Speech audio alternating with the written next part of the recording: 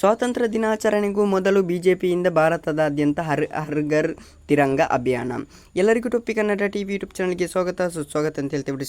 ಶುರು ಮಾಡೋದಕ್ಕಿಂತ ಮೊದಲು ಯಾರೆಲ್ಲ ನನ್ನ ಯೂಟ್ಯೂಬ್ ಚಾನಲ್ ಮೊದಲು ನೋಡ್ತಿದ್ರೆ ಅವರೆಲ್ಲರೂ ಸಬ್ಸ್ಕ್ರೈಬ್ ಮಾಡ್ಕೊಳ್ಳಿ ಮತ್ತು ಬೆಲ್ಲನ್ನು ಪ್ರೆಸ್ ಮಾಡಿ. ಈ ವರ್ಷದ ಸ್ವಾತಂತ್ರ್ಯ ದಿನಾಚರಣೆಗೆ ಇನ್ನೂ ಒಂದು ವಾರದಷ್ಟು ಬಾಕಿ ಇದೆ.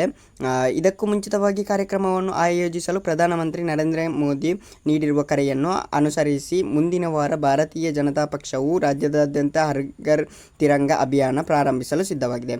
ಜುಲೈ 28ರಂದು ತಮ್ಮ ಮನ್ ಕಿ ಬಾತ್ ರೇಡಿಯೋ ಪ್ರಸಾರದಲ್ಲಿ PM ನರೇಂದ್ರ ಮೋದಿ ಹರ್ ಘರ್ ತಿರಂಗ ಅಭಿಯಾನದ ಕುರಿತು ಮಾತನಾಡಿದ್ದರು. ವೆಬ್ಸೈಟ್ನಲ್ಲಿ ರಾಷ್ಟ್ರ ಧ್ವಜದೊಂದಿಗೆ ಸೆಲ್ಫಿಯನ್ನು ಅಪ್ಲೋಡ್ ಮಾಡುವಂತೆ ಜನರ ಬಳಿ ಮನವಿ ಮಾಡಿಕೊಂಡಿದ್ದಾರೆ.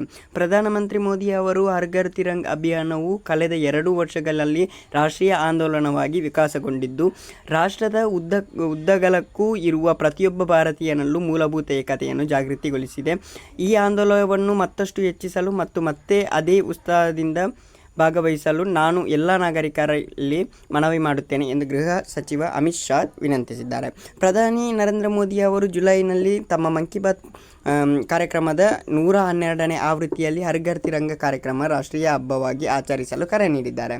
ಓಕೆ ಗೈಸ್, ಮುಂದಿನ ವಿಡಿಯೋದಲ್ಲಿ ಸಿಗೋಣ. ಅಲ್ಲಿ ಲೈಕ್, ಶೇರ್, ಸಬ್ಸ್ಕ್ರೈಬ್ ಮಾಡಿ ಅಂತ ಹೇಳ್ತಾ ಥ್ಯಾಂಕ್ ಯು, ಬೈ.